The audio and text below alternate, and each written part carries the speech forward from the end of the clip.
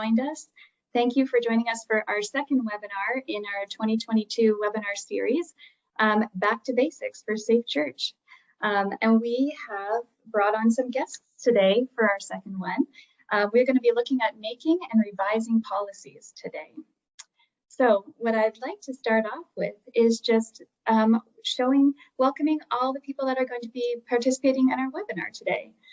So first of all, as many of you know, my name is Becky. I am a Safe Church Ministry, and I am the Volunteer and Communications Specialist, and I work out of the Burlington office in Canada. And I work alongside my colleague, Eric Cass. Eric has been on staff for 5 years. Previous to his role here, he was a church planter. He's married, he has 2 beautiful children, and he lives in Grand Rapids, and he is the consultant for Safe Church. So thank you for being here, Eric. And then I wanted to introduce you to Carmen. And Carmen is, hello, has served on our Safe Church teams for Classis Alberta North, and is a CRCNA advisory panel and presently a Safe Church trainer for the West End CRC in Edmonton, Alberta. Welcome, Carmen. Good morning. And then I want to welcome Mark Wallace. So Mark Wallace serves as the Campus Ministry Coordinator for Resonate Global Missions, working from his home office in Guelph, Ontario. In his role, he supports 35 Christian Reformed campus ministries located in public universities and colleges across North America. Working with a variety of partners, Mark helped create a safe campus policy template for our campus ministries and has learned a lot through that process. So Mark, we are very glad to have you today. Great to be here. And finally, we have Julie. So Juliana Klink is a Safe Church Coordinator of Classis Georgetown, a Children's Ministry Director of Alive in Jansen Church, hope I said it right, and more recently is a student at Calvin Theological Seminary. So welcome, Julie. So we are so excited to have all of you here today. And we are actually going to see, we're going to have Carmen, Mark, and Julie join us a little bit later in the conversation. So we're going to shift over to Eric as he's going to do a presentation, and then we will see all 3 of you a little bit later.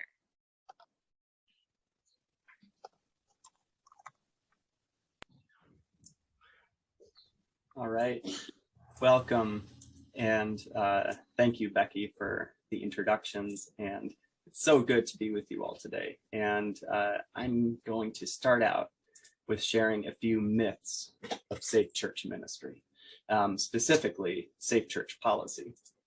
And so to start, Mythbusters. Many of you are familiar with these 2 guys.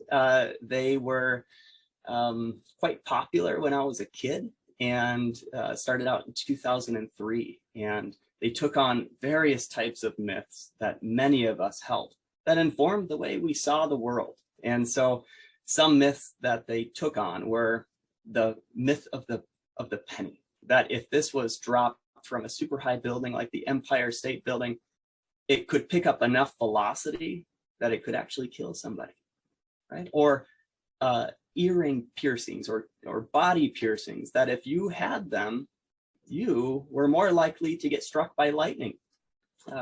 Or a duck's quack, that a duck's quack can't actually echo. And so they took these on and put them through various different science experiments, and they often had a disclaimer, and they said, do not try this at home. It could be dangerous. We have taken the proper safety precautions. And today, we're going to take on some myths of Safe Church ministry or policy formation, myths that often inform the way we are thinking about policy, thinking about preventing abuse, and sometimes keep us from appropriately preventing the abuse that affects all of us. And the disclaimer I have today is that many of us have, that the things we share and the myths that hopefully we're going to bust are not necessarily scientific, but they are informed by many people who have shared their stories of abuse, specifically in the church.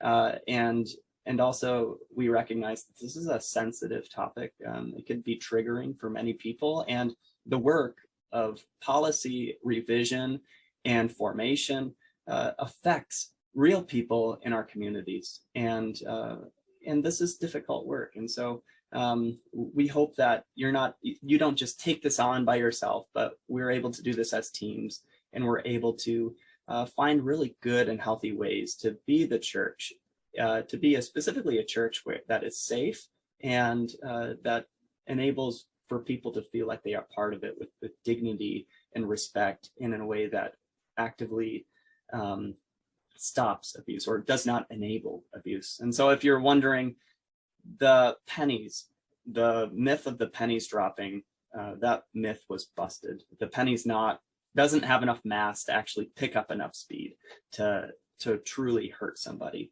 And the body piercings, it could higher your chances of getting struck by lightning, but the piercing would have to be the size of a doorknob. And the quack can be echoed. So let's go on to some of the myths. First, myth number 1, abuse doesn't really happen here. And before we jump into this myth, I also, along with the disclaimer, want to recognize that we don't do this work alone, but we also partner with the Spirit and God to do this important work. So before we go into some of these myths, I ask also that you join me in prayer. So Father, Son, Holy Spirit, Creator, Redeemer, Sustainer, we ask that you be present with us all as we think about policies, safety policies, or safe church policies, and that you help us to understand more about what truly prevents those who are vulnerable from being harmed. And so we pray that you give us helpful starting places to continue this journey of creating resilient communities and spaces that are resistant of abuse from happening. So be with us as we learn and as we grow and take different action steps forward. In Jesus' name we pray. Amen. So myth number 1, abuse doesn't really happen here. Why do we need to focus on policies so much and different ways of that we must live within our church? We all know each other. This isn't an issue here. This is a myth that actually started the formation of Safe Church Ministry. Back in 1989, there was a survey done that was carried out after synodical adoption. And what they found in that survey was that abuse happens just as much in the church as it happens elsewhere in society. Stats like 1 in 4 women girls by the time they're 18 will be sexually abused, and 1 in 6 boys by the time they're 18 will be sexually abused.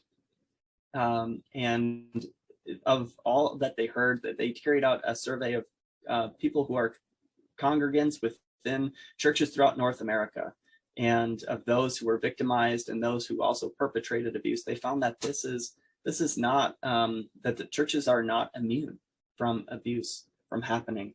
And so how are we able to go forward understanding that abuse is not something just out there? It's not a problem out there, but it's something that comes from within our own communities. And I had a really good friend, and the person who he married, a high school sweetheart, who later informed me of a variety of issues that happened when they were in high school in their church youth group. And these were things that were kept quiet for so long.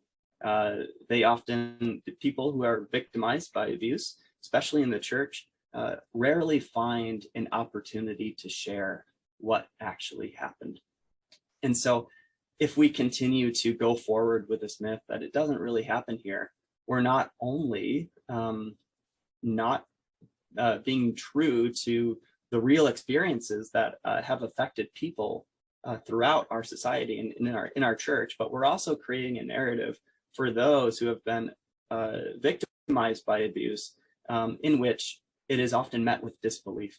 It is met with minimization, and it's met with a response that is often undignifying. And so this is one of the first myths that we need to debunk so that people can truly come forward and share their experiences, and we as a church can learn how to put appropriate prevention into our policies.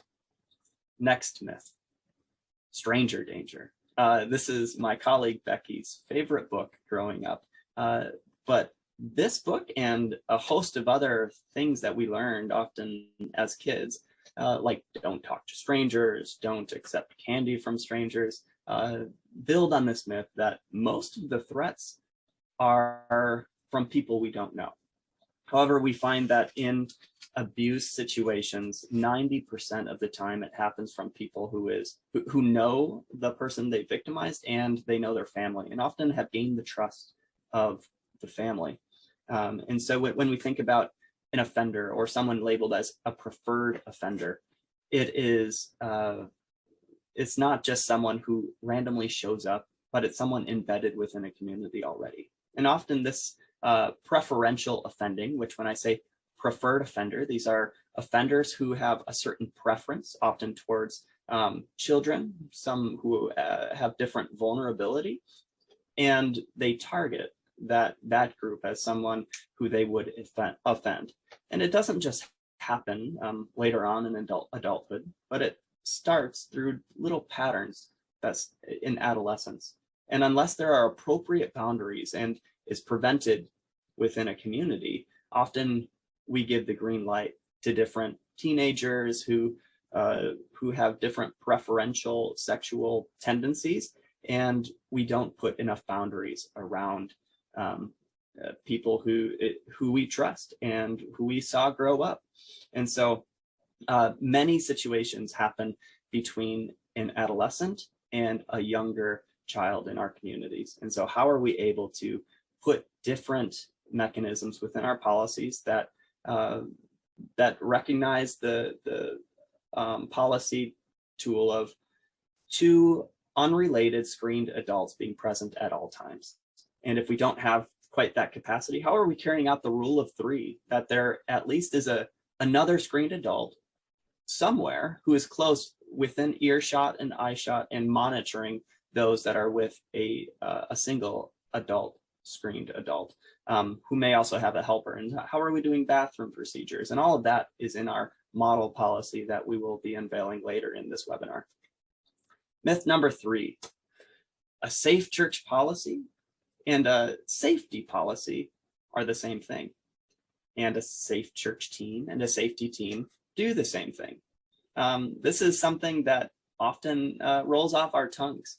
And I think it even rolled off my tongue earlier in this webinar as a safety policy or a safety team. And sometimes when we designate our teams, our safe church teams, as safety policies, we elevate bigger safety issues. And the bigger safety issues that are at the heart of so many fears that we have today, or fears of injury, or fears of mass shooters or active shooters, which are definitely a concern.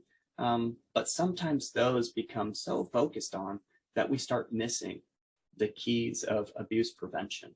And so how are we talking about our safe church policy? Is it primarily to prevent some of these broader safety concerns? Or is it able to holistically go forward in ways to prevent abuse from happening? Back when the Me Too movement happened, when so many people were sharing their stories of abuse, there was a variety of other hashtag movements that happened as well. Hashtag Church Too. That abuse, sexual harassment, a variety of forms of abuse happen in the church too. And then in another hashtag, silence is not spiritual. And unfortunately, when we take some of these other broader safety concerns and elevate them, and the abuse prevention becomes more silenced, it feels like silence and to those who have been impacted by abuse.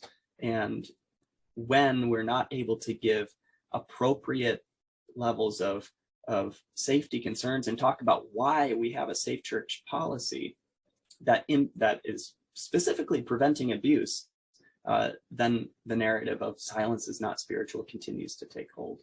And so how are we talking about abuse? How are we creating an environment and culture in which people are able to understand the dynamics of abuse within our own communities, and not just talk about the safety concerns? Myth number 4. A safe church policy is mostly about kids, so we should call it a child protection policy.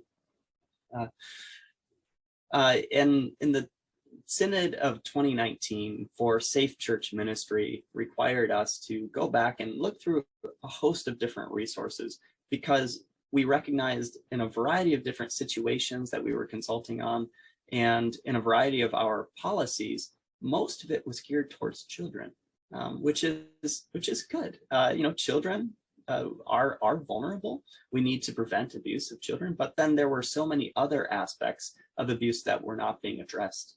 And so how are we addressing people, adults who also have different vulnerabilities, or people who have disabilities? How are we creating really helpful boundaries and a space to do ministry with people who are more vulnerable? And what kind of boundaries are we setting for our leaders? And so Synod 2019, the big overture there was called, was focused on abuse of power.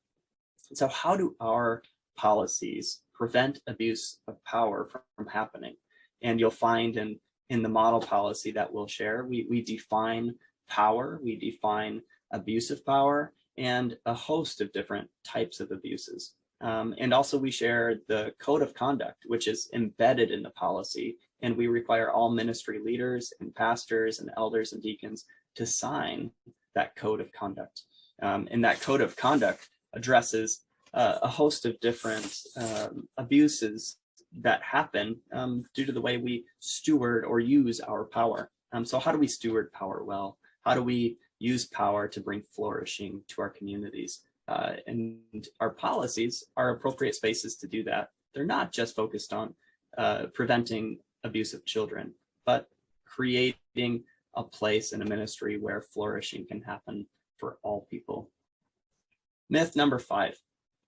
A safe church policy is primarily about preventing sexual abuse. So this follows similar lines of thought as myth number 4. But many times we think it's all about sexual abuse. And in all of the consultations that I've done of people who have come forward with situations which have involved sexual abuse, almost every single one involved a level of emotional abuse in addition to the sexual abuse. And so how are we addressing emotional abuse within our policy? And again, the code of conduct creates more, sets up a standard for how we use our power within ministry, and gives some healthy patterns of using that power. And we also define emotional abuse as well. Myth number 6. Talking about abuse will drive people away and create skepticism. This is a common thing. We don't like to talk about abuse, and sometimes we think if we talk about it too much, people are just going to start leaving. But it often turns into us not talking about it enough, or sharing why we really need abuse prevention policies. And we've also found that one of the key reasons why young people are leaving the church is that churches are not talking about abuse prevention enough, or understanding abuse of power. Many huge scandals today of church leaders are driving more and more people to be skeptical. So how are we causing, or how are we creating policies and the way we talk about our policies in ways that allow us to have a healthy understanding of abuse within our communities? Myth number 7. We just need to get the policy done and we'll be good. And I get this one. There are so many things going on in our world and so many pressing concerns, and it's daunting to look through an entire policy and to wonder, have we done enough? Have we done too much? How are people going to respond?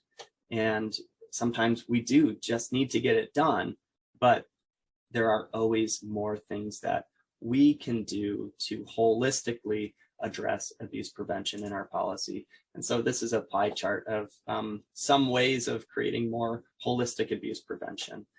So a robust, doable safe church policy is one of them. And also background checks is one of them, but also a few others that sometimes we miss. How are our churches preaching against abuse and creating worship services that include the lament of abuse within our communities and in our society? How are we creating a trauma-informed environment so that people who are survivors of abuse can feel welcome, that they don't feel shame, that they're able to share their story in safe spaces? And how do our leaders identify why we do abuse prevention and create a Tov culture? And I use Tov culture because this was from a book written by Scott McKnight and Laura Berenger, titled Forming a Church Called Tov, Forming a Goodness Culture That Resists Abuse of Power and Promotes Healing. And we hope that we together, and we can't do this work alone, we together as the church need to dive into what it really looks like to create a Tov culture. Because this is the heart of the gospel for people to live into the shalom and the new creation that Christ continues to give to his church. So that concludes the myth busting section of this webinar, and I will turn it back to Becky and will invite back on some of our panelists who are able to start sharing their journey about how they have navigated this really challenging task of creating a robust policy, but also a policy that's doable and one that people can access and understand well. And so I'm looking forward to hearing more from Juliana and Mark and Carmen in the ways that they have navigated this task. Thanks, Eric. Awesome. We're just going to get back to where we were with sharing everybody on the screen. Excellent. Thank you. It is great to see you, Juliana. Julie and Carmen, if you want to turn your video on now, that's fantastic. Welcome back, everybody. Eric, that was just such an excellent, I loved the idea of doing myth busting because that just really helps clarify for me. So I'm hoping that it did the same for all of you that are participating in this. So yeah, we have Carmen, Julie, and Mark that are now going to be joining us as panelists. And what I'm going to be doing is asking them, each of them a question. There's going to be 2 questions, and we're just going to go around just so we can hear a little bit about from them of their experience with policies. And they all come from different perspectives. So thank you all for joining. The order we're going to do is going to be Carmen, Mark, and Julie. So the first question that I have for you, Carmen, you'll start us out, is share what kind of ministry you have developed policy for, and what was the primary goal you had for initiating the work? 10 years ago, I began work on our class's Safe Church team. We were all a bunch of new people to this position and had a lot of learning to do. We realized very quickly our classes also had some issues with abuse in various churches of the 30 that we were part of our classes. And we felt that we really needed to get on board and start something very quickly that was in black and white, get them the policies that they needed so they could put the procedures in place to minimize the risks that they were seeing and get everybody on the same page, because most of our churches, like less than half, had a very small policy that was very, very general and didn't address much of the problems that they were having at that time. So we really wanted to, first of all, let everybody know what was Safe Church. Most people had no idea it had to do with abuse, as well as just educate them about the risks and get them working and starting on developing a policy that they can educate their congregations on. Amazing. Thank you, Carmen. And for everybody watching, what I forgot to mention was also that if you have questions that come up as you're hearing from Carmen and Mark and Julie, feel free to drop them into the chat. We will attempt to get to them. And then if we don't, though, we'll know that they're there and we can also get back to you as well. But feel free. And then we'll also hopefully have just a little bit of time at the end as well for a couple more questions. So we're just going to see how our timing goes. But feel free to reach out to us throughout this. So Mark, I'm going to turn the question over to you now. Great, thank you. So I support our Christian Reformed campus ministries that are in place on public universities and colleges across Canada and the United States. And we realized in discussion that while some of those campus ministries had safe campus policies in effect, many did not. And there was a precipitating event where we had a particularly painful abuse of power incident that kind of galvanized people to say, okay, we need to do something. And Resonate wanted to support the campus ministries to help them ensure that each campus ministry had a safe campus policy in effect. So my role and my goal in this was to make a campus policy template that would make it easy for campus ministry boards and committees, which are made up of volunteers, to have a policy. And really by providing the template, we felt they could then focus more on implementing the policy and adjusting it for their particular context rather than each one of them developing it from scratch. So that was the goal, was to provide a template that was pretty complete that they could work with, so they'd focus on how do we actually implement this policy on our particular campus.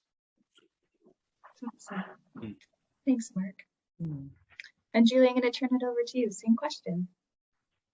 All right. So as a volunteer, I served at various churches, and some had clear policies and expectations, and others were kind of vague and had like those unwritten traditions, you know, in the church. The ones that I felt better serving with were the ones that had clear expectations and teamwork in this area. And then as a children's ministry director, I've served where policies were well established, only needing a bit of updating over time, and also where policies were newer, more minimal, and trying to bring it further was a difficult task.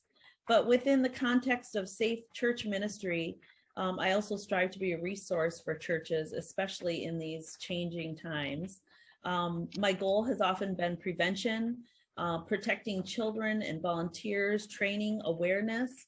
And when doing all of these, I see them as an opportunity for us to show God's love and protection for us, even as we help protect other people, protecting the children as well as the volunteers and those who serve. And I have a quick little ditty for you. A long time ago, when I was in education classes in school, I heard an example of a school playground with a lot of land around it. They thought the kids would feel freer to play without the fence. So they removed the fence, and yet when that happened, the kids actually felt less safe, and they ended up playing right near the building. And so they decided to replace the fence. And once the fence returned, kids played freely within those boundaries. And that example has been what I've used in helping volunteers and children we serve to all feel freer, because when we have those boundaries and policies in place, we as leaders and volunteers can actually serve freer, and the children also feel safer, and they can learn and grow better too. Thanks, Julie. I love that analogy. I just think, yeah, even just as a parent, you know, like those boundaries are so important so the kids know the expectations. So that totally applies here too. That's such a beautiful analogy. All right, well, thanks for that. I'm going to go on to the next question, and we're going to do the same order of Carmen, Mark, and then Julie. So my next question, sort of a two-parter, was what is the hardest part of the task? And what was the most helpful for you as you embarked on this journey? So Carmen, I'm going to turn it over to you first. The hardest part for our committee basically was we had 30 diverse churches, as much as 200 plus families or as little as 15 families. How do you find a policy that fits that? We all had different ministries we were dealing with. How do you find a policy that fits that? How do you find something that is cost affordable? So looking at my church and doing a little bit of a study, we decided to go with Plan to Protect. For us in Canada, it had lots of Canadian content. They also have a wonderful template. Most of our policies, if we had one with less than 10 pages, this one was 63 plus pages. So it was very comprehensive. We could take what we needed out of it. We could just use it and save it for later to evaluate against our present policies, because some parts of it didn't fit what we were doing in our churches. It was also faith-based as opposed to just being a secular organization template, which really helped out a lot. So by using that template and getting that to our churches really made it a whole lot easier. But the hardest part was you put this piece of paper in front of them and get them to use it, but they don't understand any of the issues behind it. So part of Plan to Protect that we use as well, we did conferences where we joined everybody together, gave them more information. There was webinars, there was experts that we could, at a drop of a hat, ask them, and they could help us fill in those gaps that we as brand new people on Safe Church teams had no idea what those expert answers would be. And as a classes, we always had someone to go to provide us with answers when we tried to help our congregations. And even when you have a policy and a template and you're trying to make that fit your church, to take it apart in little pieces, section by section, start with the kids, and then work your way through the different kinds of aspects that involves. On our committee, we also had a fellow who was very senior, and he was not digitally savvy, and he felt that he had nothing to contribute to this policy making. And in the end, I said, you know what, it's great that you're here listening. We can do this on paper for you. But your input and the level of ability to understand what we're doing is kind of our base mark. If you get this, then I know the congregation will get this, that our seniors will understand, that our young people, they're just beginning in this whole Safe Church process and the issues of abuse, filling out police checks and that stuff. But our seniors are having difficulty with that. And I said, if I can get you to understand this and be able to promote it, then I think we'll have a lot more people on board with the Safe Church and abuse policy. So that was, for his role, he took it on very well, but it's nice to have a little bit of diversity in our groups as well, to see from different points of view, whether you've been a victim, a survivor, or just someone who's there just to help out to prevent other things. Yeah, that's an excellent point, Carmen. I do appreciate that. Just knowing who your resources are and all the skills that they bring to the table, even if they're not necessarily recognizing it as a skill, and just pointing it out. Yeah, this is a big skill you've brought to the table. So thank you. Okay, I'm going to turn it over to Mark. Thanks, Becky.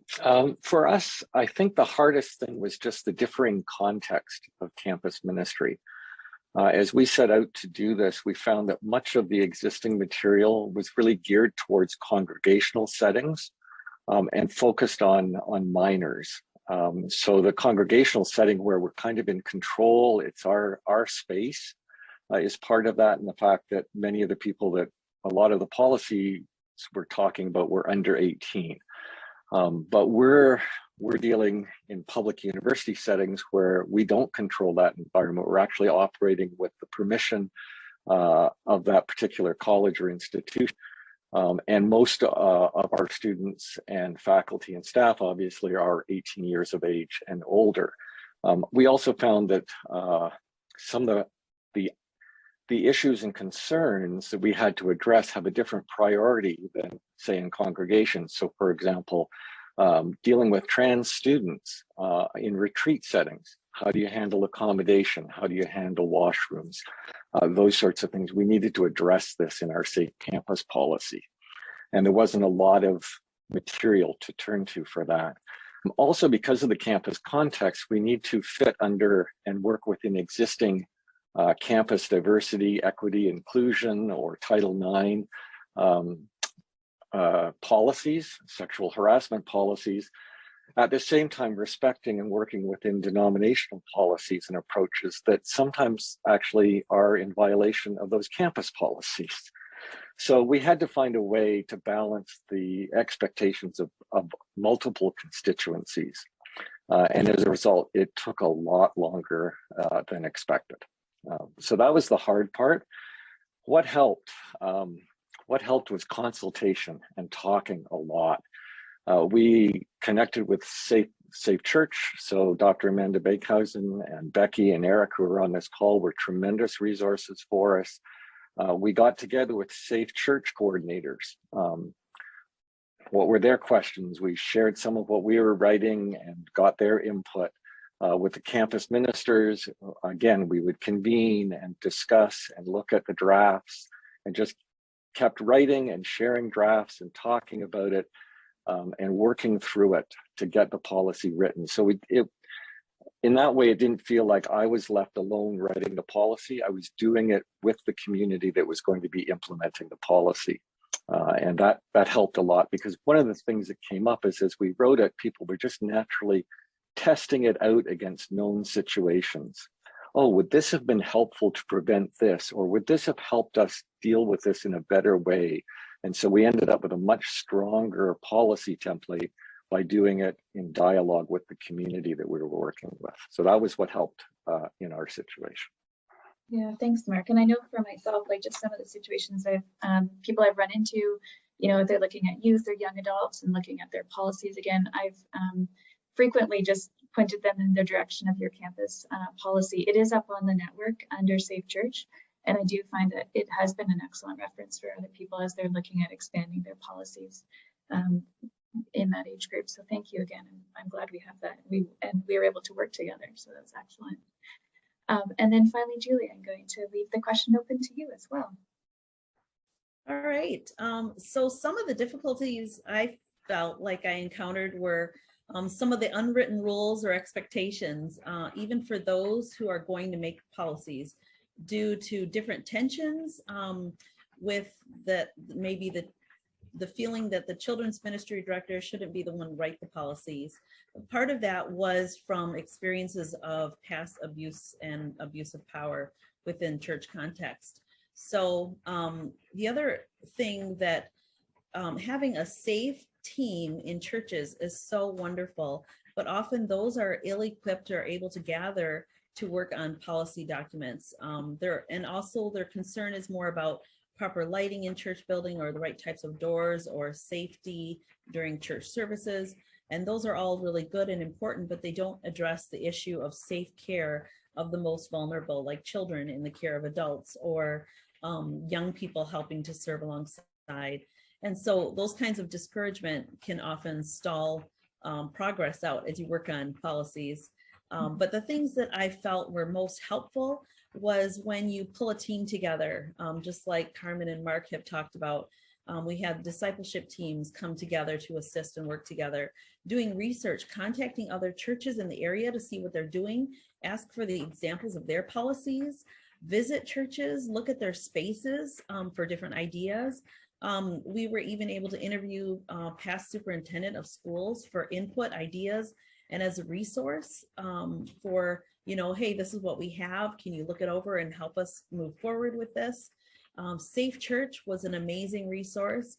Another resource we found was Dove's Nest, and they are wonderful for policy, for working and helping with children. And also with Circle of Grace, they have, it's a great program where you actually are teaching children how to be preventive themselves.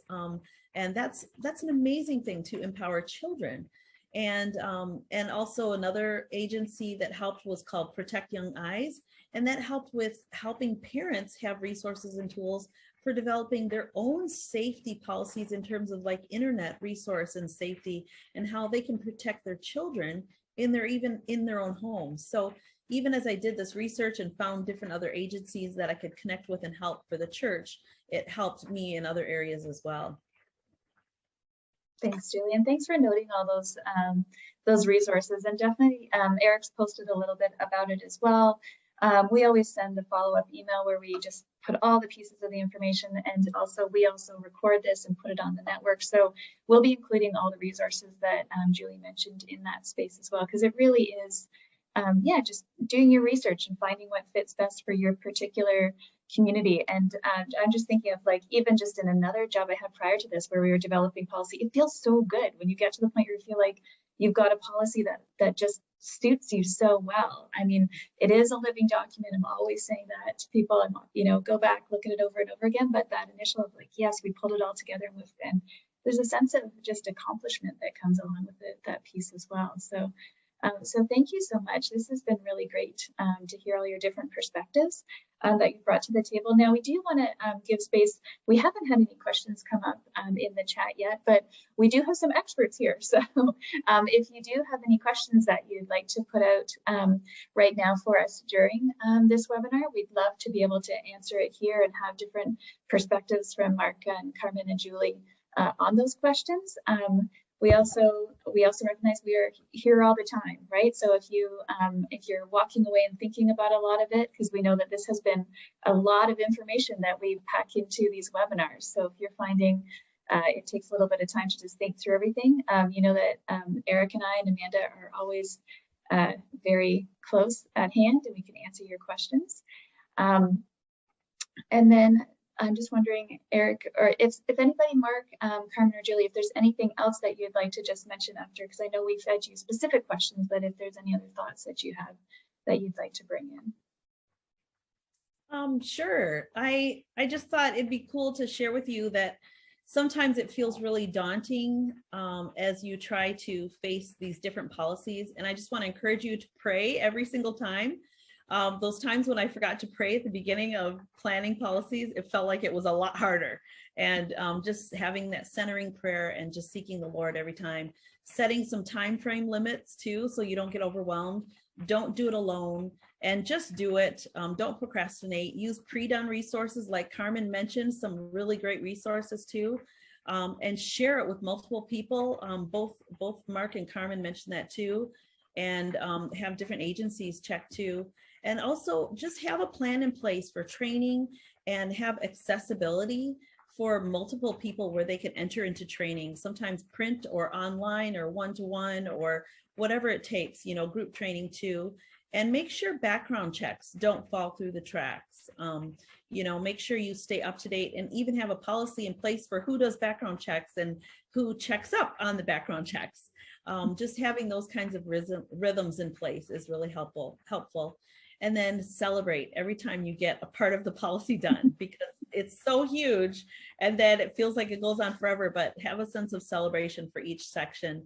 And then continue to have something in place where you go back and look at your policies again so that it doesn't become dusty on the shelf.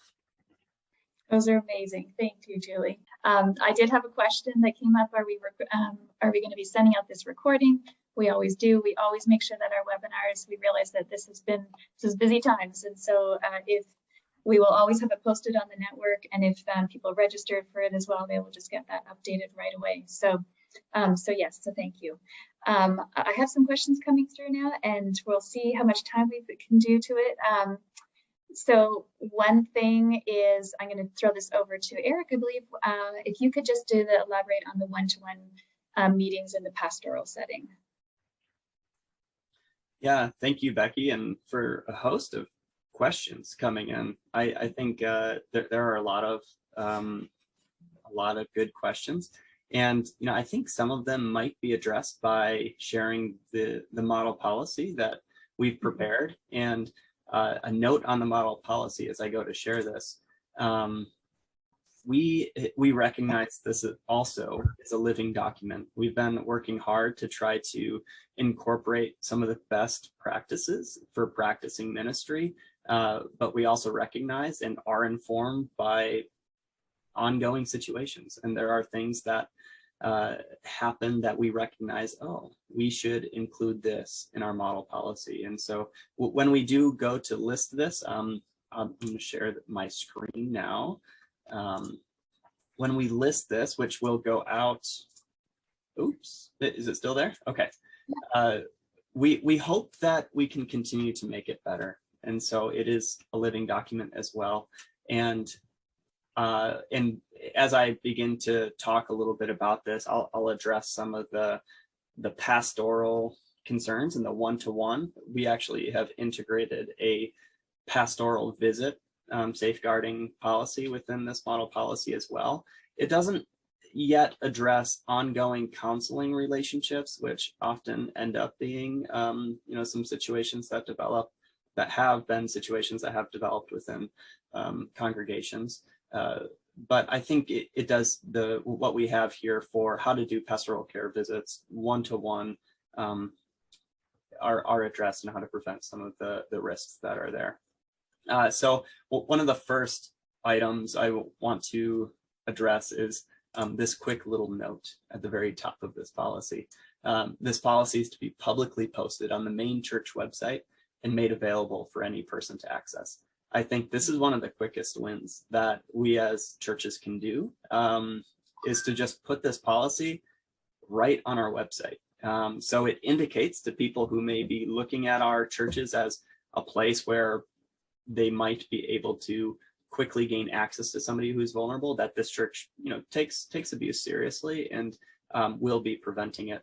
And also for parents who have kids involved in the church who might not go there, this is a quick way for them to understand what is appropriate protocol and best practices, and whether leaders who are interacting with their children are abiding by that policy. Sometimes we have policies that are buried, like our leaders and volunteers don't even know where they are. And so how do we make that much more accessible? And so this is something I often recommend for a quick win. Just put it right up on the website.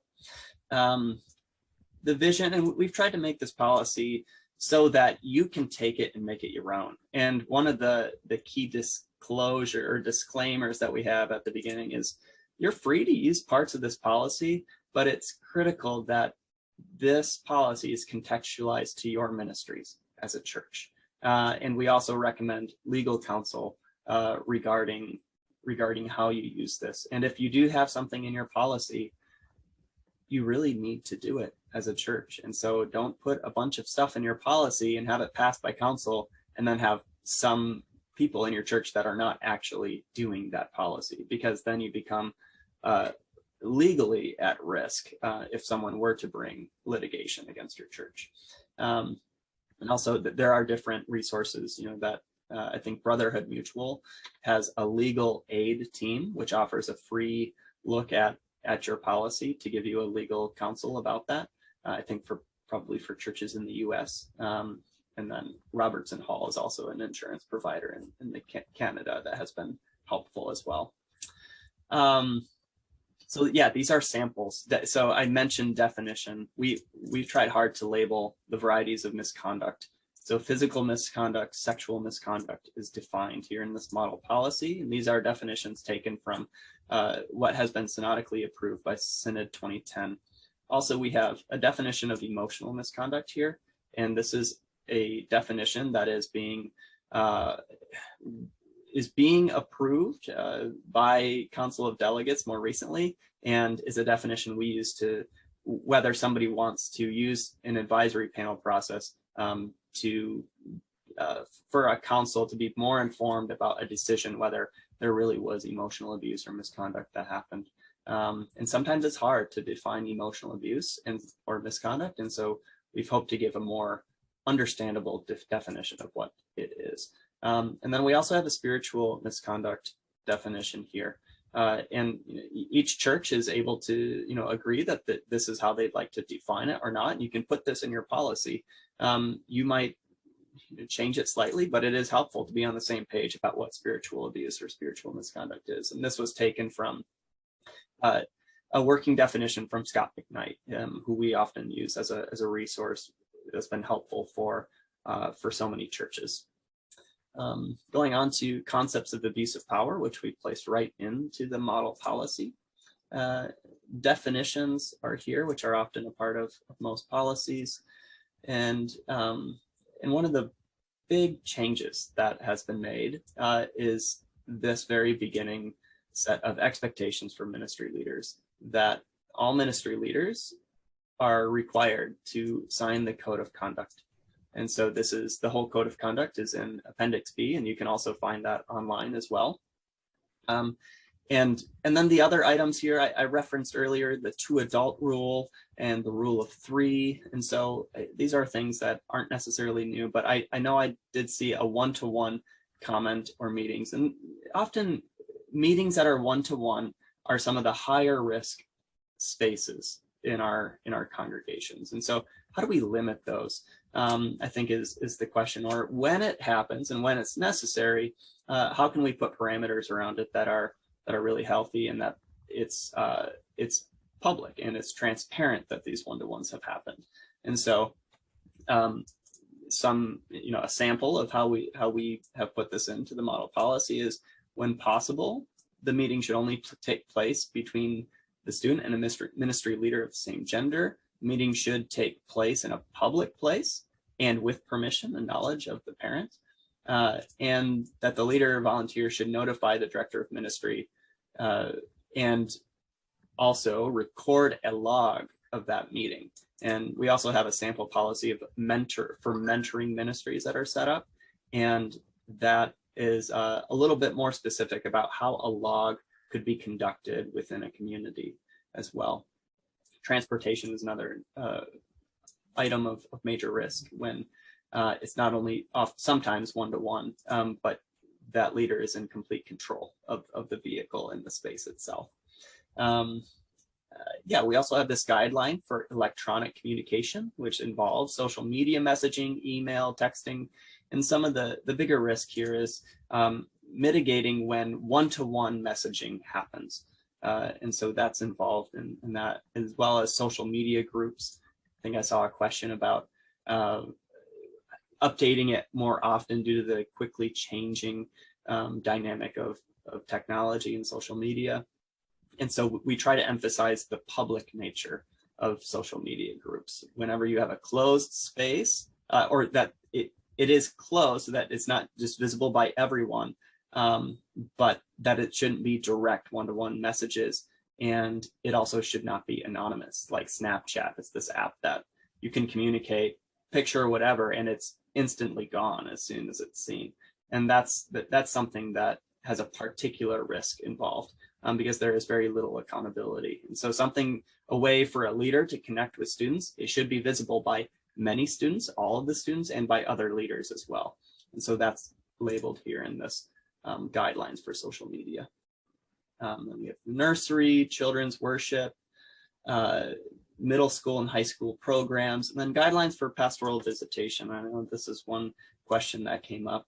And so a big item here is recording the one-to-one visits. And so a pastoral care team should sign the code of conduct. They should understand the policy and have taken the annual Safe Church policy training. And the lone pastoral visits only permitted if another pastoral elder is not available. It should be in the morning or early evening, none of these late night visits. And it should be recorded, and there should be a log of that. And if somebody does have a dementia-like symptom, there should be some kind of a contact card for that person so that there's a trace, and it can turn into really good pastoral care when a condition is in decline. And then we have different responses and different ways of walking through how to handle allegations or how to report abuse of either children or people who are vulnerable. And so that's a quick look at the model policy. And we're hoping to get this sent out along with the recording of this webinar by Monday, next week, Monday. And I know that there are more questions that have come in. So Becky, if you want to share some of those, and we can ask our panelists with the about 7 minutes we have left here in this webinar. Yep. I'm just looking, some of the questions you have just nicely answered. So thank you very much. Yeah, we will be sending this through very soon. I think one that was interesting that came up is just in terms of, and I was laughing when I read this because the person quoted the concept of perfect is the enemy of good. And I have a boss who tends to tell me that in another area. Is just like, that space that you were very, very close to having it done. And I'm going to just speak, and then I'll turn it over to Eric and anybody else on our group that wants to. I do know, like, for myself, I always look at even like what we've been working on it. This is a living document, right? And so it to say perfect, that's almost an impossibility, because every time you turn around, there will be other situations and other pieces of things that happen within your church where you will have to just continue to keep on modifying and updating the policy. So that concept of perfect would not be existing, but I'll just open it up to the rest of the group for their responses as well. I know from doing a template version and the 63 pages and trying to get it right the first time, we just kind of put it in chunks. And we first of all focused on children's ministries. Let's get the basics right. The children need to be protected. And from there, the next time we went through and added wording that dealt with seniors and vulnerable adults, and then went on to refugees, and then went on to do a little more about our social media. And then as we went on with the online worship, we took it apart again and did little pieces of that. So by taking a chunk at a time and really delving into it and doing that part right, doesn't mean you have to get all the pieces in a row, but you can start with the children's ministry, start your procedures and how it's working, start training those people. And from there, it will grow to the rest of it. As they grow with your church, those basic points and the basis of all of the abuse prevention follows along with them. So it just grows as people understand it more and more. Yeah, I think in a campus setting with the committees, one of the things that we're doing is Safe Campus on the agenda of these monthly meetings? Are you checking in and saying, how are we doing with this policy? Anything needs to be adjusted or changed? So again, it's that living document piece. And then I noticed also a question about like, how do we raise awareness when nobody wants to talk about stuff in a church? And again, you know, I'm on a worship team, and it's very easy for us to be in violation of our safe church policy, because at the end of the evening, you know, it's a multi-generational team, people are heading off to go home, and all of a sudden you look around and go, oh, there's only 2 of us left here in the church building. How'd that happen? But, you know, to name that then and say, hey, this isn't working. We're in violation of the safe church policy here. Maybe we should talk to someone about that. It's difficult for us to keep to that, right? And by doing that, by raising it, that just helps raise the awareness within the setting of that worship team, right? And so I think it's for those of us that have an involvement with Safe Church or Safe Campus, we need to start speaking up in various settings where we are, not in the role of Safe Campus or Safe Church, but in the role of a church volunteer or church participant to help raise awareness of abuse of power and other abuse issues. One thing that's helpful for me too is, Eric, you had restated too, when you do one-to-ones, having a public place. So coffee shops are like all over the place now, and it feels like 10, 15 years ago, they weren't as prevalent. So go to a coffee shop, hang out with people, and you know, that can be a great safe place for people to meet and connect and you know, be able to encourage others. Yeah. Sorry, I'm just looking at our time. I don't know if Eric, if you want to say one final thing before we just wrap it up a little bit about that. Yeah, I saw a few comments, and I just really appreciate Mark's comment as well. And I mean, all of your comments, but Mark's comment about how it really does take all of us to start speaking up and raising awareness so that we're creating a culture in which abuse is not tolerated and cannot be enabled. And so, and I think I saw a comment from Jill about, you know, others who are in relationships or have been victimized by abuse as well. And this is something that will continue to happen unless we can really create a culture in which we're together on this, and it's a movement of the gospel. And I think that this is at the heart of the gospel of Christ, that people are able to not live in fear, and that our relationships will be ones that are built on trust and dignity. And so, yeah, all the more reason why we should go forward with understanding policy. And yes, that it's helpful, but it's one piece of the pie, right? And so last year, our abuse awareness topic was not just a policy, but it's a way of being the church.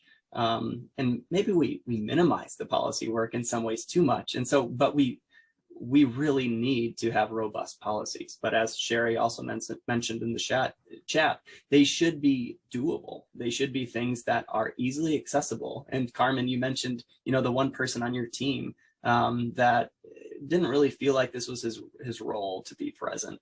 But we need people who feel like, this is not their thing, to say, wow, I didn't quite get it before, but now I understand the exact vitalness of this to our community and to the church, and I want to be a part of the change. And so I guess that's all. I typed up this, or I didn't type up, I grabbed the link to our abuse awareness URL, and just encourage those who are watching this webinar to host or plan an Abuse Awareness Sunday, which typically is the 4th Sunday of September.